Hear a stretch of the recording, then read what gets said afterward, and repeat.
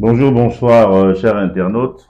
Vous êtes dans votre émission Le Surnaturel, la spiritualité des profondeurs, sur votre chaîne Horizon Plus Télévision, votre chaîne de proximité. Alors, comme vous le savez, comme vous avez maintenant pris un peu l'habitude, je pense, nous continuons notre voyage avec le prophète Élisée, qui pour moi devient, on va dire, une joie de le recevoir sur son plateau, sur votre plateau. Merci beaucoup. Et voilà, donc nous allons continuer, comme j'ai dit tantôt, notre voyage sur les thèmes que nous avons et que nous aurons abordés tout le long de ce mois. Alors aujourd'hui, notre thème, c'est la nouvelle alliance et l'ancienne alliance. Donc le prophète va essayer, comme il sait toujours bien le faire avec nous, de nous apprendre un peu davantage. Nous sommes à l'école du savoir et on peut lire l'écriture de l'Éternel, de Elohim, et sans en avoir la révélation. Donc, nous avons pris l'habitude d'écouter le prophète, et là-dedans, nous pensons qu'il y a quelque chose que nous avons partagé dans le monde, et comme ça, chacun de nous aurait profité de la parole d'Elohim venant de notre prophète. Bonjour, papa. Bonjour, très cher bien-aimé, précieux frère bien-aimé que j'aime appeler le grand homme et l'homme du moment. Ah, j'ai dit Amen, prophète. Papa me les oya. Donc, je ne vais pas ne pas saluer le frère Julien, le fils du prophète. Bonjour, mon frère. Bonjour. D'accord, papa. Ben, Israël Magambatango, donc, de côté de la Modindo à l'issue Nabiso. Ok.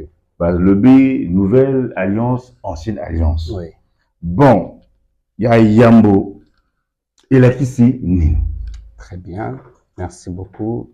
Na pamboli nzambe pona bandeko nyonso oyo bali ko suivre biso bisika nyonso esika boyali mbote na bino nyonso et surtout nzambe akopambola biso koleka na sujet ndeko na biso aponi pona biso lelo eyali sujet oyo ekopambola biso mingi.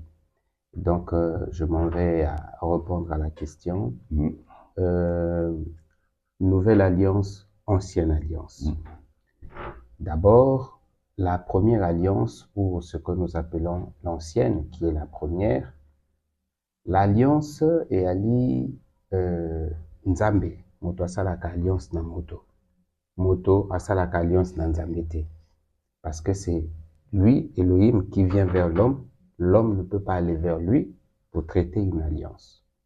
Alors, lorsque Elohim vient vers l'homme, c'est-à-dire Abraham, le premier homme avec qui Elohim a traité l'alliance est la première. Et donc, l'alliance, c'était cette façon dont Elohim avait jugé de marcher avec un peuple. Et l'alliance elle-même, dans sa définition, dans son explication, dans son contenu, l'alliance, c'est un culte. Et ce culte-là, chaque culte a des modalités, des méthodes, la façon de faire. Et donc le contenu de ce culte-là, ou encore la modalité du culte, c'est ce que nous appelons l'alliance. Et dans le culte, nous voyons l'aspect spirituel, l'aspect moral et l'aspect cérémoniel. Et donc, c'est ce qui a fait que Elohim a traité alliance ou encore a donné son alliance à Abraham. C'est comme ça que dans chaque alliance, ou encore il ne peut pas y avoir alliance s'il n'y a pas le signe ou encore la marque de cette alliance. L'alliance doit avoir une signature ou encore un sceau, une marque. C'est comme ça. Donc la première alliance, c'est ça. Alors, elle a commencé avec, vous avez dit avec Adam, Oui. c'est ça? Oui. Alors, elle a terminé avec qui pour reprendre, ça c'est la première alliance. La première alliance Voilà. A commencé, c'est ce que nous appelons la loi. La loi de Moïse, c'est ça la première alliance. Et donc cette alliance a vu le jour dans la maison d'Abraham. Cette alliance a vu le jour dans la maison d'Abraham. Je sais que les serviteurs de Dieu qui nous suivent, certains seront scandalisés d'écouter les choses que nous allons aborder au cours de cette émission et les autres seront édifiés. Et alors, la seconde commence avec. Bon, la première alliance qui a commencé avec Abraham, Oui. et la seconde, c'est l'alliance que Yahushua HaMashiach est venu aussi établir. Donc la première alliance, c'était Abraham, et la seconde alliance, c'est Yahushua HaMashiach, qui en est le médiateur. C'est ça. Vous avez dit tout à l'heure que l'alliance veut dire culte. Culte, oui. Bon, alors, si alliance veut dire culte, Mhm. alors le culte en lui-même, qu'est-ce que c'est? Très bien.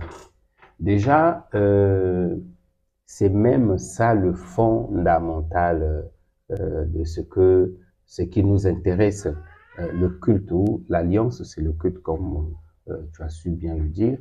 Alors, le culte, c'est cette façon-là de respecter la volonté d'une divinité par rapport à votre façon de vous approcher de lui, à votre façon de l'honorer, votre façon de vous approcher. Et donc, en un mot, lorsque nous lisons Genèse, c'est-à-dire Genèse jusqu'à Malachie, là, c'est la loi ou l'ancienne alliance où on a remarqué, il y avait les offrandes, il y avait la conduite à tenir, il y avait les lois ou les principes sacerdotales qu'on a remarqué ou qu'on a vu avec le souverain sacrificateur, les sacrificateurs et les lévites. C'est-à-dire que Elohim s'est choisi un peuple, une tribu spécifique dans cette loi-là, c'est-à-dire les lévites. Et les lévites, parmi les 12 fils de Jacob, les lévites ne pouvaient faire autre chose que de s'occuper de tout ce qui concerne le culte. Et donc, eux, notamment, là, dedans, nous voyons les dîmes, nous voyons les offrandes, nous voyons les sacrifices pour le péché, nous voyons tout ça. Donc, le culte, lorsque le culte a vu le jour, le culte a vu le jour officiellement dans le désert. Lorsque les enfants d'Israël sont sortis de l'Égypte, le culte a vu le jour là-bas. Et la Bible dit qu'un tabernacle terrestre fut en effet construit, c'est-à-dire qu'il fallait qu'il y ait un temple, un lieu auquel ce culte va se faire. Lieu, oui. Exactement. C'est comme ça que le culte a commencé dans le désert, le tabernacle, il y a eu l'arche de l'alliance, il y a eu toutes ces choses-là pour aider ceux qui nous suivent. Sans plus tarder, le frère va nous aider dans le livre de Hébreux chapitre 9. Nous allons lire ce que l'apôtre ou les apôtres ont écrit à ce sujet. Hébreux chapitre 9, Oui. à partir du premier verset. Oui. La première alliance avait aussi des ordonnances relatives au culte. Voyez, ici, on est en train de décortiquer la première alliance. La première alliance avait des ordonnances relatives au culte. Voilà, ok. Et le sanctuaire terrestre. Et le temple terrestre, oui. Un tabernacle fut, en effet, construit. Oui. Dans la partie antérieure, appelée le lieu saint, était le chandelier, la table et les pains de proposition. Là, on nous donne les détails du tabernacle ou du temple, là où le culte avait lieu. Ok. Derrière le second voile se trouvait la partie du tabernacle appelée le Saint des Saints, renfermant l'autel d'or pour les parfums et l'arche de l'alliance, entièrement recouverte d'or. Il y avait dans l'arche un vase d'or contenant la manne, la verge d'Aaron, qui avait fleuri, et les tables de l'alliance. Au-dessus de l'arche étaient les chérubins de la gloire, couvrant de leur ombre le propitiatoire. Ce n'est pas le moment d'en parler en détail là-dessus. Or, ces choses étaient ainsi disposées. Les sacrificateurs qui font le service entrent en tout temps dans la première partie du tabernacle. Et dans la seconde, le souverain sacrificateur seul entre une fois par an, non sans y porter du sang qu'il offre pour lui-même et pour les péchés du peuple. Le Saint-Esprit montrait par là que le chemin du lieu très saint n'était pas encore ouvert, tant que le premier tabernacle subsistait. C'est une figure pour le temps actuel, où l'on présente des offrandes et des sacrifices qui ne peuvent rendre parfait sous le rapport de la conscience celui qui rend ce culte. Ok, on va d'abord s'arrêter là. Voyez, ici, on nous a donné tous les détails nécessaires que la première alliance, quand on parle de l'alliance, et beaucoup de gens pensent que lorsqu'on parle de l'alliance, comme on entend partout, l'alliance financière, viens faire l'alliance avec ton Dieu, ou un pasteur qui dit, moi j'ai traité une alliance avec Dieu, l'alliance que j'ai traitée avec Dieu, c'est une alliance de ceci, de cela. Et non, non, non, non, non. L'alliance est un culte. Donc si tu traites l'alliance avec Dieu, ce qui revient à dire que toi, tu vas faire autre chose que ce qui se fait déjà. Et au-delà de ce que les Moïse, les autres ont fait, tu viens faire autre chose. Comme j'entends certains dire le troisième testament n'existe pas. Et ce qui fait que la première alliance, c'est le culte, la façon d'adorer, la façon de faire les choses. Rapidement, le bien-aimé va nous aider dans Jean chapitre 4. Nous allons remarquer quelque chose de très intéressant là-bas. Jean chapitre 4. Et on va commencer même à partir du verset là où Yehoshua HaMashiach parle avec la femme samaritaine. Et le bien-aimé va descendre même là où Yehoshua parle à la femme, à cette dernière, en disant « Le culte n'aura plus lieu ici dans cet endroit. Le culte ne se fera plus de cette manière. » Je crois que c'est à partir du verset... Ok. Commençons à partir du verset. Commençons à partir du verset 12. Oui. Jean 4, à partir du verset 12. Oui. Es-tu plus grand que notre père Jacob, qui nous a donné ce puits, et qui en a bu lui-même, ainsi que ses fils et ses troupeaux? Yoshua lui répondit, quiconque boit de cette eau aura encore soif. Ici, Yoshua est en train de parler de la première alliance. Yoshua dit à la femme, si tu continues à adorer de cette façon, si tu continues à faire le culte de cette façon-là, ben, tu auras toujours soif. C'est-à-dire que ton problème n'aura pas de solution. Ça ne sera jamais résolu. Tu reviendras toujours au même endroit pour chasser les démons. Tu reviendras toujours au même endroit pour écraser Satan. Tu reviendras toujours au même endroit pour envoyer le feu. C'est-à-dire que c'est comme un cercle vicieux. Tu seras obligé de revenir parce que l'eau dont il est question ici, ce n'est pas de l'eau du robinet, ce n'est pas de l'eau du puits, mais ils sont en train de parler du culte. La conversation de HaMashiach et cette femme, c'est autour du culte. Donc Yoshua dit, moi j'ai un autre culte avec moi, et le culte que j'ai avec moi, c'est un culte qui vient te donner le repos. C'est un culte qui vient t'aider à ne plus revenir à la même chose chaque année. Il faut apporter du sang dans le sanctuaire, dans le lieu très saint pour se faire pardonner. Et ça ne sera plus le cas si je te donne des monos. C'est-à-dire que le culte que j'ai, si je te donne ce culte, ben, tu ne seras plus jamais l'esclave des rituels. Tu ne seras plus jamais esclave des douleurs, des maladies chroniques et de tout ça. Et c'est comme ça que la femme va même faire la comparaison pour dire, es-tu plus grand que notre père Jacob? Voyez, et Jacob, pourquoi? Parce que Jacob est le géniteur, il est le père de cette tribu qui s'occupait notamment du culte. Il dit, c'est Jacob qui nous a légué, qui nous a donné, qui nous a appris ce culte.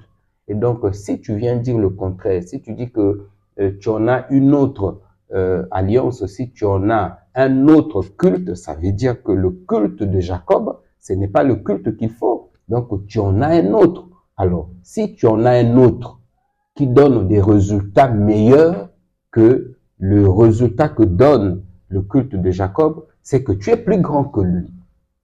Vous voyez, continue bien aimé.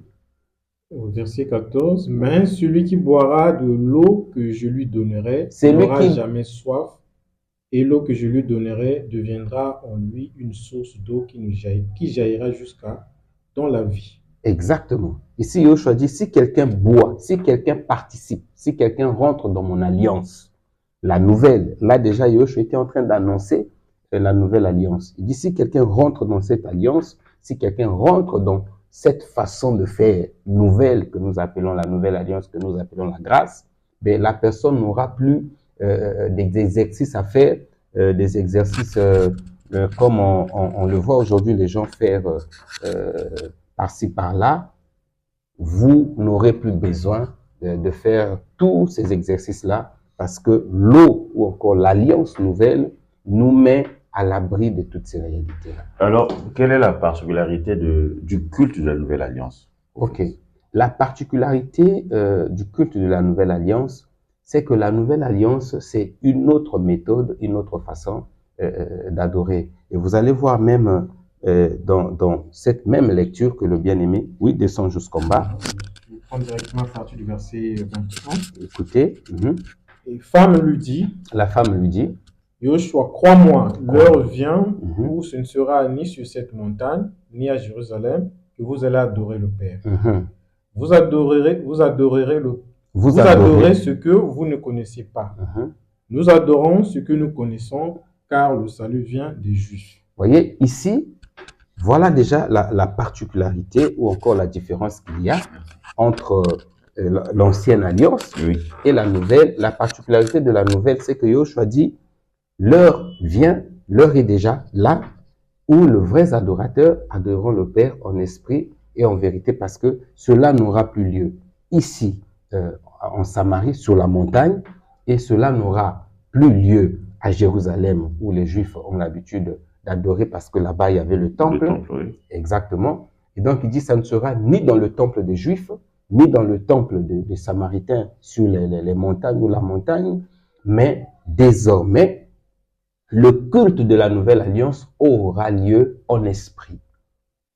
Parce que le culte de la première alliance avait eu lieu dans le temple, mais aussi sur les montagnes ou encore sous la montagne.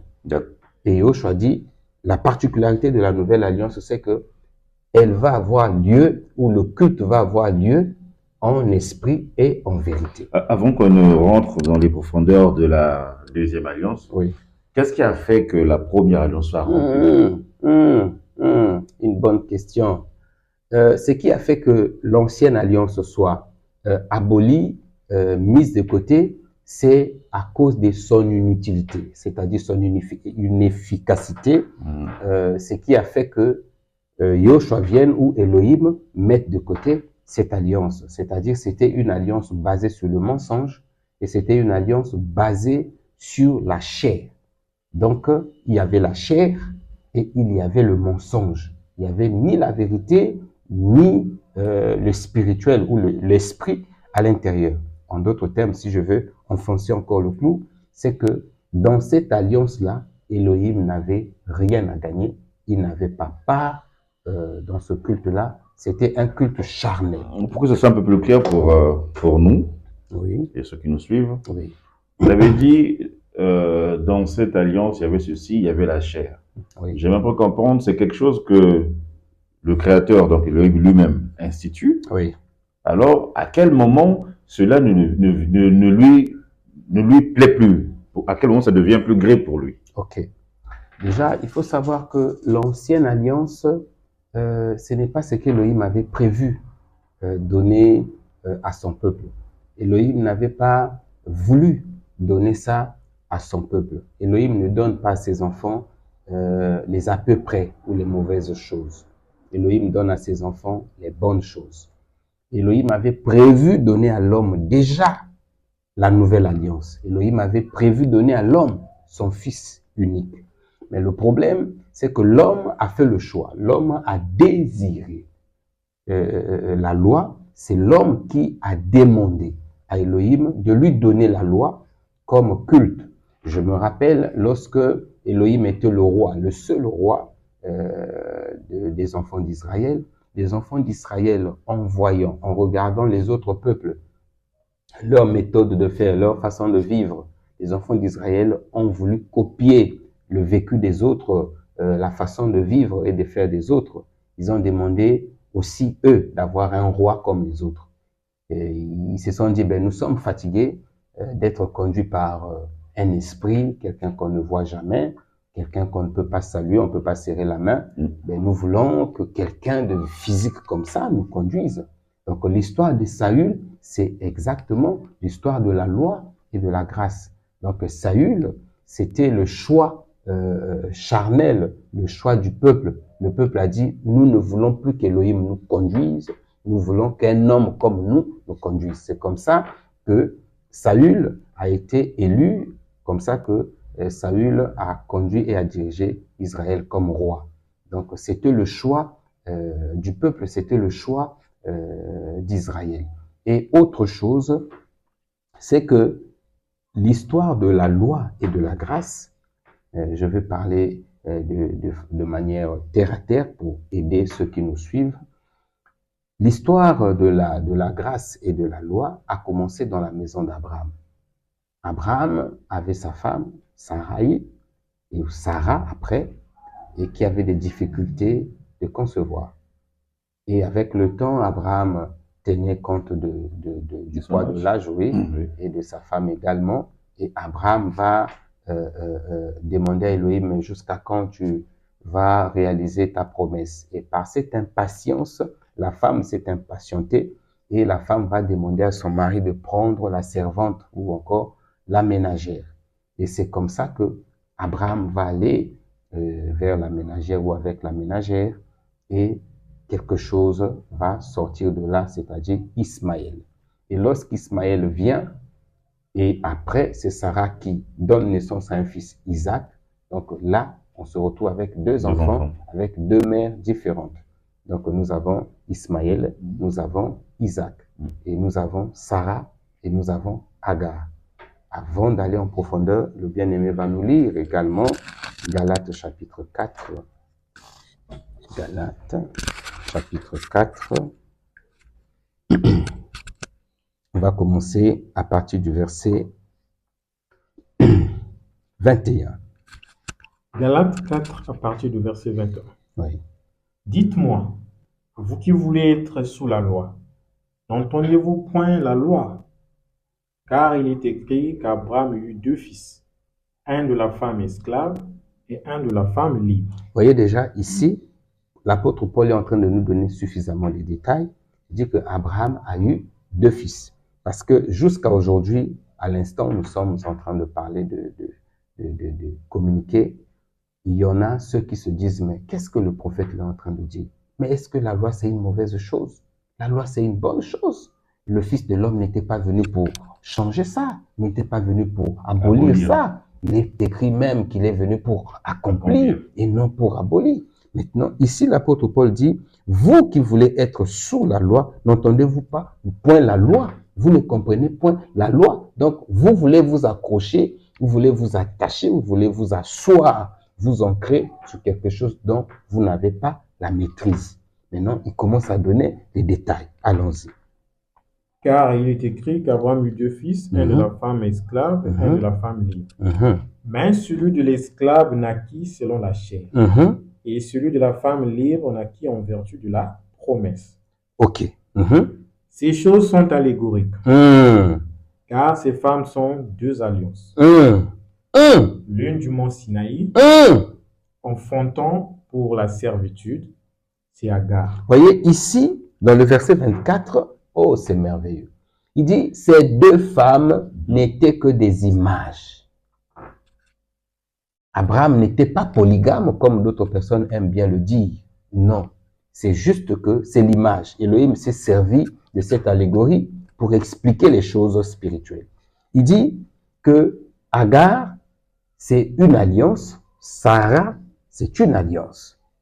Donc, Agar, c'est l'ancienne alliance, c'est-à-dire la loi. Et Sarah, c'est la nouvelle alliance, c'est-à-dire la grâce. Et donc, les deux fils de ces deux femmes, donc le fils d'Agar, c'est Ismaël. Ismaël, c'est la loi, c'est l'esclave. Parce que la loi, c'est l'esclavage. La loi, c'est la malédiction.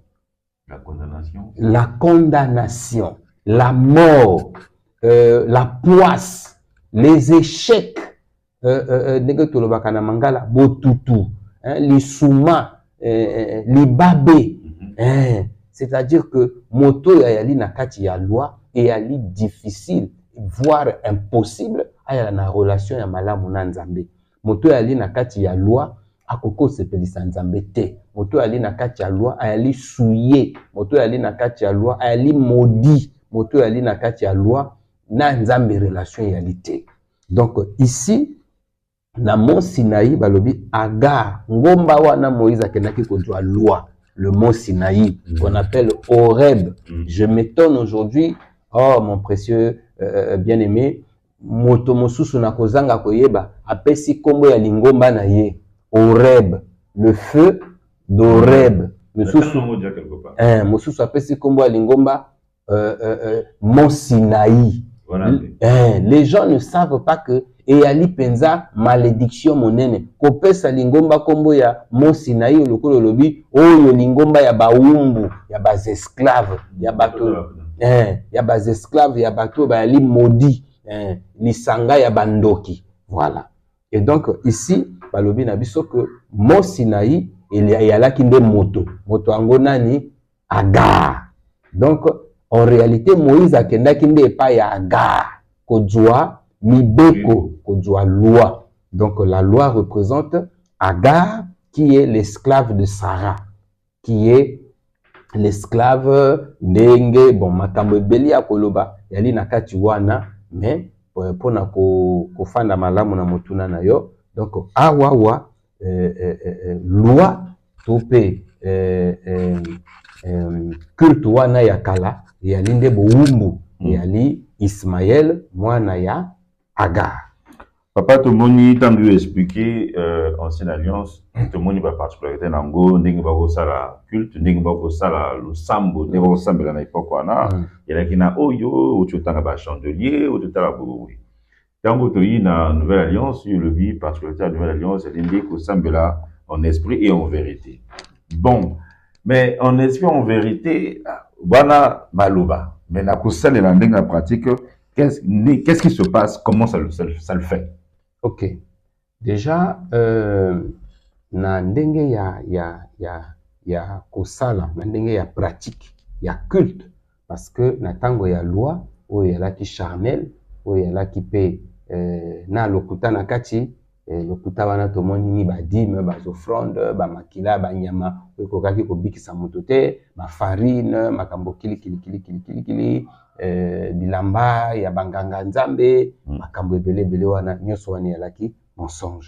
Donc kosala na molimo kosala na esprit na ndenge moko ya se pona bandeko oyo bazo suivre biso pour que na mema bango tro na likolo te na kita na bango na moi se moke pona ba comprendre ya liboso yali que balongoli bilamba oyo non nganga nzambe il faut alata robe alati boye alati moi ekoti na mutu nde ezosala ye nganga nzambe. Soki bomoni moto azosala bongo aza ndoki aza satana bopesa ye kombo mosusu te bokende pe na midi 14h te ndoki ye wana. Mais na nouvelle alliance bilamba wana eyali na rôle ata moko te. Pourquoi? Parce que na ancienne alliance bilamba wana ya mosala na kati ya temple ou na kati ya tempelo elaki bilamba oyo n'importe qui akokaki kosala yango te. Et bongo bilamba wana pe elaki kobima pe libanda te. Bilamba wana nzambe moto apesaki modèle na couleur na ndenge bakotonga yango. Et bato oyo batongaki yango yali bato oyo nzambe apesaki likabo mayele pona ko exécuter mosala wana. Donc lelo omoni moto ake kosomba yango na boutique moto ake nango epa tailleur kaka tailleur azotonga bilamba ya ba mama kaka tailleur azotonga bilamba ya bato nyonso kaka tailleur wana azomela mwa likaya na ye moni pasteur amemi elamba bake kotongela ye robe alati robe wana lokola nganga lokola ndoki ndeko soki omoni pasteur alati robe na ba ekulusu ono eza bilamba sacerdotal ou bilamba sacerdoto ndeko soko yali na lingomba wana kanga bisaka na yo kotala sima te ndenge bible lobi soko za likolo ya toiture oyoki kotala sima te soki omoni waki na bilanga c'est-à-dire kosala ba blague te c'est koza na esika ya mabe soki omoni moto alati chapeau wana bomonaka yango mingi na ba cérémonie ya ba consécration ya ba ministère bomonaka yango mingi na ba cérémonie songolo pakala soki omoni mosali ya Nzambe na biloko alati bilamba wana azali ndoki azali nganga. Pona compléter papa na moni pe misusu o azola tapé bilamba ngozolo ba me balata bikotita ba komi lokola biloko ba wara voilà ba mosu balati lokola ba wara ba mosu balati lokola ba prêtre catholique ba mosu balati lokola ba prêtre orthodoxe ba mosu balati lokola et donc soki bomoni bato balati ndenge wana bandoki bango wana ba diabulu parce que na sacerdoce actuel na sacerdoce ya Melchisedek makambo wana ezalite wana ya liboso ya mibale na kati ya alliance ya sika ndenge ndeko atuni tozogumba melanzambe na molimo ndenge nini tozogumba melanzambe na bosembo ndenge nini ebokomona ba exclure makambo ya bozoba oyo yalaki na alliance ya bozoba alliance ya boumbu alliance ya mikakatano et na alliance wana ya mikakatano vous allez remarquer que bato balaki kopesa ba offrande ya banyama chaque année c'est-à-dire il faut oboma nyama makila na yende ko jouer rôle pour na yo masumu na we ya la écraser et ya la effacer bien que le péché de personne n'était effacé ou ôté mais bato balaki ko sala yango quand même aujourd'hui et ali susuna nyama te osomi ngombe oke kotika pour na masumu na yo misama ce n'est plus le cas aujourd'hui il y a plus de dîmes à payer ce n'est plus le cas. Aujourd'hui, il n'y a plus d'offrande à donner, ce n'est plus le cas. Que importe la nature de cette offrande, certainement, ton pasteur te dira, nous donnons les offrandes parce que. Lisez Lévitique, lisez Nombre, lisez Deutéronome, vous allez remarquer que chaque offrande dans la loi avait un sens, avait une définition, avait un pourquoi. Et donc, les offrandes étaient régulées, réglementées. Donc, on ne pouvait pas donner les offrandes comme ça. Et donc, aujourd'hui, on te dit juste, Yako Kabelanza Menayo, c'est un mensonge.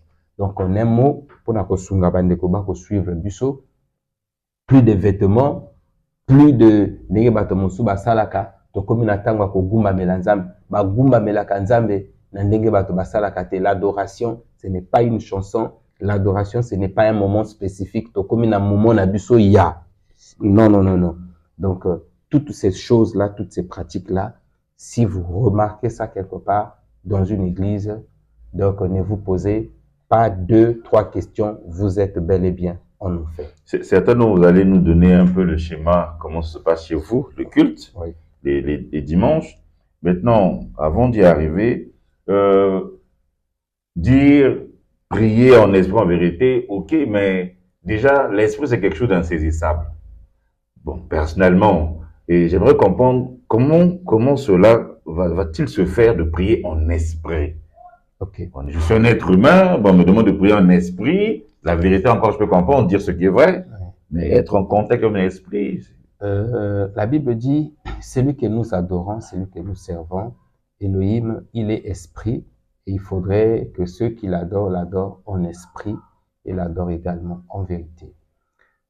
Adorer en esprit, c'est cette méthode, cette façon dont Elohim nous a donné dans cette alliance de le servir. C'est vrai que si j'étale ou je rentre dans la profondeur de ce qui est l'adoration de l'esprit, il y aura mort d'homme. Au moins la moitié. Au moins, on arrive au niveau de la moitié. Oui. Et donc, adorer en esprit, c'est tout simplement faire la volonté de celui qui nous a envoyés, en un mot. C'est-à-dire faire exactement, marcher, parler, faire les choses comme il a établi, comme il veut. Donc, quand on parle de l'esprit, on ne demande pas aux gens, comme on a remarqué dans les églises, kota na profondeur, oui, kota na molimo, na modindo, moni moto akangi miso makasi, wala ndi akoti na modindo. Mais tango bazo yemba, azo yoka. Tango bazo beta ba drum, azo yoka. Mais Ce n'est pas ça, ça c'est la distraction. Et on a dit aux gens, être namolimo aussi, c'est cette façon de parler en langue, chez bodo bodo bodo bodo, rababababababa. Ce que ça dit bongo, namolimo, c'est faux. Voilà pour tout, na balobaka, bino basela nzambe, bolobaka, que quand vous parlez en langue bongo, c'est-à-dire que vous s'adressez à yéme yéme malamoko. Donc, Satan va dire que prière c'est encore Bozoba Mosusu Yangoana, Nalobaka, l'homme à la culotte noire qui est le diable. Il a fait un travail minutieux. Il a formé beaucoup de cadres. Il a formé beaucoup de cadres et les gens là n'ont pas honte d'étaler leur idiotie, leur imbécilité devant tout le monde. Vous allez remarquer, lorsque la Bible parle du parler en langue, la Bible ne parle pas, c'est-à-dire il n'y a pas des mots. C'est écrit qu'ils ont parlé en langue, il y a le parler en langue, mais la Bible ne parle pas en langue. C'est-à-dire qu'on ne nous montre pas la prononciation ou les lettres. Voilà, il n'y a pas de lettres, il n'y a pas de phrases. Voilà. Bon, vous voyez, 1 de 4 matins, les gens se réveillent, Shinda Koshoko Shinda, et Paramandosa, Mabradabro. C'est le Saint-Esprit qui parle. Mais tel que je parle, qui parle alors? Puisque je suis en train de me moquer de ma crème de Bosheke, Mabradabro. Il suffit que je ferme les yeux et que j'ai un air sérieux, ben je suis rempli. Si je fais comme ça. Rebo sakandaba shekarebo sante. Prebo santa boreke shandabase. Et paramande seboro. Et paramandosa. Et paramo. Mabradabro. Makoti poko. Et yekebosa. Ribo mitabashe. Paramande keto. J'entends les deux de réel là. Mais vous voyez, lorsque je fais comme ça, il suffit d'être seulement sérieux. On dit que c'est l'esprit. Ça, c'est la distraction. Le parler en langue de la Bible n'a rien à voir avec cette histoire que je viens d'exercer tout à l'heure. Revenons donc, vous êtes en train de dire parler, c'est-à-dire prier en esprit, d'accord? Si vous pouvez encore évoluer là-dessus, prophète. Ok, donc prier en esprit, c'est cette façon de servir la volonté d'Élohim, sa volonté en tant qu'esprit. Parce que dans la loi, les gens servaient sa volonté dans la chair. Quand on dit chair, ça dit les représentations. On représentait Elohim par les choses. C'est-à-dire, on prend une image, le binzambe yeyo, toujours représenté nzambe, tout ça la kaka que nenge bomone biko yo bo banga yango, mokeli na biso yeyo. Et les gens commencent à respecter ce stylo, cet outil, cet objet, cette chose, en disant que ndenge bato basalaka bo matana cher kunate. Attention que simba cher te, eza sacré, eza consacré, c'est spirituel. C'est ça la chair. Voyez, ça dit que tout le matériel autour du culte, en disant que nzambe yeyo, oyo ezali lokolo ya nzambe, barido wana nzambe azana sima, tout ça c'est ça la chair. L'esprit, c'est tout simplement la relation qu'il y a entre le Créateur et son peuple, ou encore le Créateur et l'homme. Voilà. L'homme marche selon cette alliance établie par Melchisedec et qu'il n'y a plus de représentation, il n'y a plus de bougies à allumer, il n'y a plus d'encens à allumer, à brûler. Plus de parfum. Plus de parfum, plus de poudre, plus rien. C'est-à-dire le culte ne se fait plus avec ces choses-là. C'est l'adresse directe avec... Exactement. C'est la définition du cœur, c'est l'état du cœur. C'est-à-dire que quelqu'un est baptisé du Saint-Esprit et le Saint-Esprit dans l'homme élève un culte. Et donc, ça n'a rien à voir avec le matériel. Oyo, nzungu de l'éternel. Rien à voir. C'est ça, adorer en esprit, en un mot.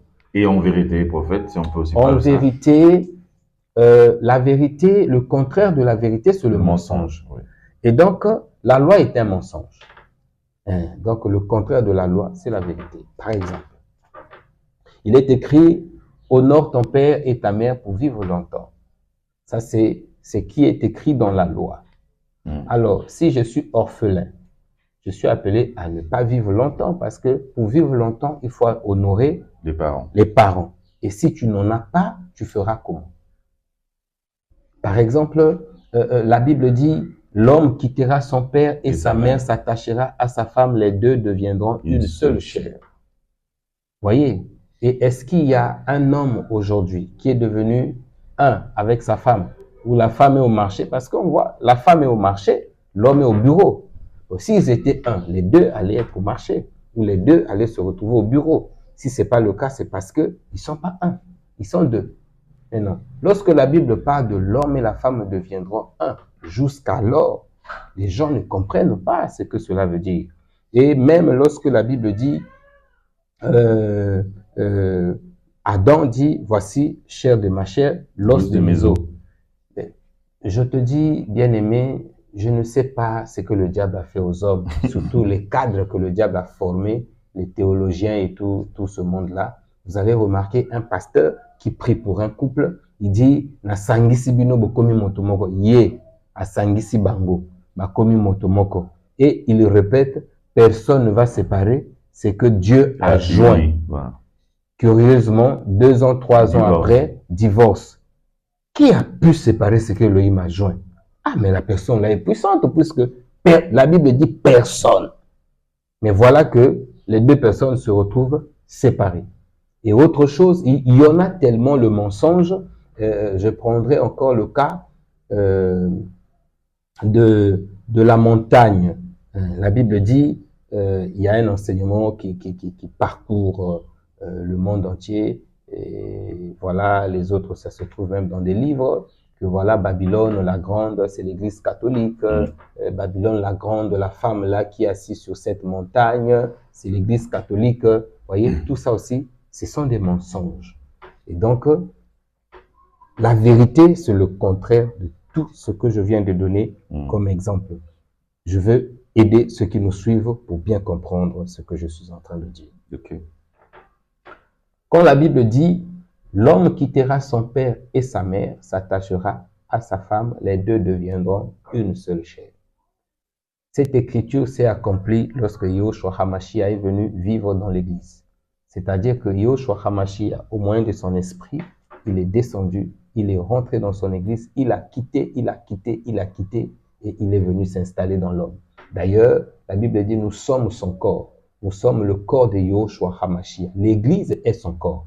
Donc, vous voyez, la seule personne qui partage le même corps avec sa femme, c'est Yahushua HaMashiach. C'est-à-dire que nous n'avons pas de corps, notre corps, c'est son corps. Vous voyez, par contre, dans le mariage humain, ça n'existe pas.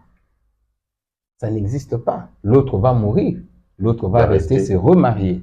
Alors que avec la relation de Yahushua et l'Église, c'est impossible que Yahushua meure parce que son corps ne peut pas être détruit, son corps ne peut pas disparaître, son corps ne peut pas mourir. Donc c'est un corps à vie. Donc c'est ça, l'homme quittera son père et sa mère s'attachera à sa femme. C'est ça. Donc la vérité, c'est le contraire de tout ce qu'on a. Voilà. D'accord. Alors, comment le culte se passe-t-il chez vous à l'église? Le culte se passe chez nous à l'église, comme je venais de l'expliquer. Si je peux aller plus loin? Oui. Est-ce qu'il y a aussi ces histoires, genre ce qu'on voit d'habitude? Bon, là, nous sommes au temps de la louange, là, nous sommes au temps de la visitation, là, nous sommes au temps de la prédication, là, nous sommes au temps... Enfin, un peu ce schéma que nous voyons dans rencontrons les églises. Très bien, très bien. C'est totalement différent. C'est totalement différent. Les apôtres n'ont pas prié de cette manière-là. Les apôtres ont eu des moments de prière, ils ont eu des moments de partage, ils ont eu des moments où ils ont chanté des cantiques, ils ont eu des moments, les apôtres n'ont pas donné les offrandes, les apôtres n'ont pas mangé la dîme de quelqu'un, les apôtres n'ont pas fait de prière de combat. C'est-à-dire que chez nous, il n'y a pas de prière de combat parce que ce n'est pas de cette façon-là qu'on se bat ou qu'on combat le diable. On ne combat pas le diable avec des exercices sportifs. Nabukiyo, Nanyatiyo, na écrasé, le matin tu fais la même chose, le soir tu fais la même chose, demain tu fais la même chose. Non, ça c'est un culte diabolique. Le diable et nous, c'est un combat de principe, c'est un combat des normes. Et vous voyez, Yahushua a été attaqué lui aussi, combattu par le diable. Mais Yoshua n'a pas fait ce qu'on voit aujourd'hui. Diable n'a bengami par le pouvoir qui m'a été conféré. Okolongangate, nazamwa na tata, na uchi na lola kami koloyo, mini, na bukiyo. Non, non, non, c'est un combat de principe. Le diable pose des questions et lui, il répond. Le diable essaie de lui imposer des choses et lui aussi, le diable utilise la parole, Yoshua utilise la révélation. Donc, le diable utilise l'écriture, Yoshua donne la révélation de cette écriture. Et donc, le combat avec le diable, c'est ça. Le diable pose des questions et toi, l'enfant d'Élohim, tu révèles le contenu de ce que le diable donne comme question selon la chair. Donc, le diable est dans la chair et celui qui est dans la parole est en esprit. La meilleure façon de vaincre le diable, c'est de rester spirituel, rester en esprit, parce que le diable opère toujours dans la chair. Le diable ne maîtrise pas la révélation, c'est un homme charnel. Et donc, chez nous, nous ne mangeons pas la dîme, nous ne mangeons pas des offrandes. Chez nous, on ne combat pas le diable de la façon dont les gens font. Chez nous, la délivrance se passe autrement. Chez nous, on élève le Créateur du ciel et de la terre. Il y a la Sainte Seine. La Sainte Seine non plus ne se fait de cette façon que les cadres de l'homme à la culotte noire font. Ça n'a rien à voir. Vous allez remarquer les gens partir dans la boulangerie, acheter le pain, et voilà, ils coupent ça en morceaux. Voilà, nous autres, qu'ils ont acheté juste à côté. Chez Ousmane. Chez Ousmane, chez Mamadou, chez Ali. Et bien voilà que Ali leur produit le corps de leur Seigneur. C'est Ali qui fabrique le corps de Jésus que les croyants vont manger pour avoir la vie. Mais c'est malheureux. Les chrétiens, ils font ces représentations-là dans la foi. C'est-à-dire qu'on peut payer le pain. Exactement. C'est ça la loi. Le pain consacré. Exactement. Mais c'est ça la loi. La loi, c'est quoi? La loi, c'est cette façon de représenter les choses spirituelles par des choses physiques. La loi, c'est cette façon de représenter les choses. Vous allez remarquer que toutes les choses représentées dans la loi symbolisaient Yahushua HaMashiach lui-même. Mais lorsque HaMashiach lui-même il est venu, ces choses-là ont eu un sens. Ces choses-là ont eu leur accomplissement en lui. Mais puisqu'il est vivant, il est présent, il n'est pas absent. On ne peut pas représenter quelqu'un qui est présent. On représente quelqu'un qui n'est pas là. On ne peut pas représenter quelqu'un qui est présent, qui est vivant. Donc aujourd'hui, quand on a besoin de lui, il est là. Aujourd'hui, si on veut manger sa chair, on va manger sa chair. On n'a pas besoin de représenter cette chair-là comme si la vraie chair n'existait pas. Et la Bible dit que lui, il est le véritable pain descendu du ciel. Et donc, si quelqu'un mange de sa chair, n'aura plus faim. Si quelqu'un boit de son sang, n'aura plus soif. Mais cela, ce n'est pas une imagination, ce n'est pas l'allégorie, c'est vrai, c'est la vérité, c'est la réalité. Donc, il faut manger sa chair, il faut boire son sang. Et ça n'a rien à voir avec le jus qu'on achète à la boutique chez Mamadou, Grenadine, Baron de Madrid, et tout ça là. Vous voyez déjà que à partir de là, c'est déjà du n'importe quoi. Tout le monde prend ce qu'il veut. L'autre dit c'est le jus, l'autre dit c'est le vin, l'autre dit tout le monde fait des choses à sa manière. Mais dans la spiritualité, les choses ne fonctionnent pas comme ça. Dans la spiritualité, on suit les règles, on suit les principes. Donc, une petite erreur, ben, la spiritualité, la formule est déplacée et il n'y aura pas le même résultat. C'est ça. Je suivais sur Internet un frère gabonais qui disait que chez eux au Gabon, la population est à 90% chrétien. Oui. Et lui, il est qualifié je ne sais pas si c'est des idiots, enfin, c'est des perdus. C'est des perdus parce que ceux qui les conduisent, en tout cas, pour la plupart, sont de la fausseté. Oui.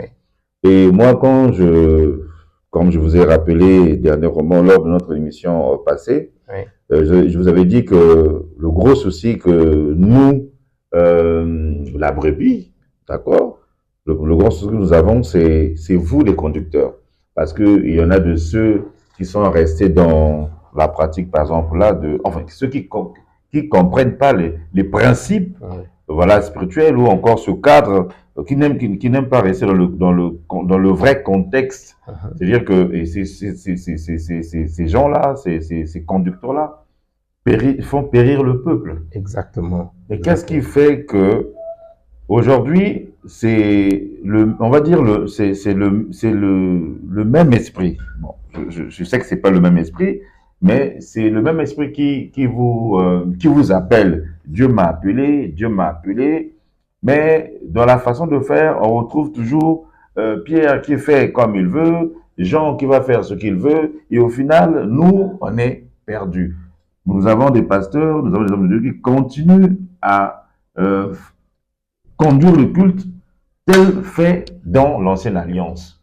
Oui. Pourquoi c'est ramené? Pourquoi ils continuent à faire comme ça, selon vous? Ils continuent à le faire ou ils persévèrent dans cette pratique-là. C'est parce qu'il y a un voile dans leur cœur qui les étouffe. Il y a un voile, le bien-aimé va nous aider à lire ça. Il y a un voile qui les empêche de voir la vérité, parce que partout où il y a la pratique de la loi, la malédiction y est, la souffrance est toujours de mise. C'est comme ça. Et beaucoup plus les disciples de l'homme à la culotte noire, le diable, suivent les intérêts, c'est-à-dire l'argent. Ils savent que dans la loi, il y a des offrandes. Dans la loi, il y a la dîme. Dans la loi, il y a des différents sacrifices. Et c'est comme ça qu'ils s'accrochent à la loi pour se faire de l'argent.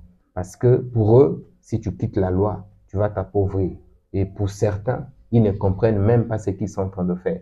Tu verras, tu rentres dans une église, on a dessiné un lion, on a dessiné le chandelier, on a dessiné un objet du culte ancien, et voilà, ils sont fiers. Oh non, ça représente Christ. Oh.